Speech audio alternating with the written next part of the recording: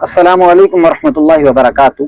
آج ہم اپنی سیریز کا آغاز جس سورت سے کر رہے ہیں اس سورت کا نام سورہ فاتحہ ہے۔ سورہ فاتحہ کی بے شمار فضیلتیں اللہ کے حبیب صلی اللہ علیہ وسلم نے بیان فرمائی، اور اس کا اندازہ ہم صرف اس بات سے لگائیں کہ ہر نماز میں لازمی طور پر سورہ فاتحہ کو رکھا گیا ہے، سورہ فاتحہ کی تلاوت کی جائے۔ سورہ فاتحہ کی ابتدا جس آیت سے ہوتی ہے وہ ہے الحمد للہ رب العالمین۔ الحمد، حمد کے معنی ہوتے ہیں تعریف، اور جب اس کے اوپر الف لام داخل ہوتا ہے تو اس کے معنی ہوتے ہیں تمام تعریفیں۔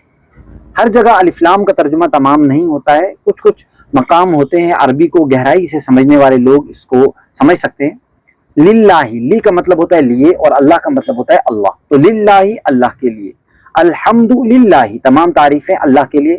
رب کہتے ہیں، رب کے کئی معنی آتے ہیں عربی میں، انتظام کرنے والا، خالق و مالک، پرورش کرنے والا، یہ سارے رب کے معنی ہیں۔ رب اس ذات کو کہیں گے جو انسان کو وجود بھی بخشے، وجود بخشنے کے بعد اس کا اس کی تدبیر بھی کرے، اس کا انتظام بھی کرے، اس کا پالن پوشن بھی کرے۔ تو عالمین، عالمین کے معنی ہے تمام جہان، ٹھیک ہے؟ تو رب العالمین تمام جہانوں کا پالنے والا، تمام جہانوں کا پالنہار۔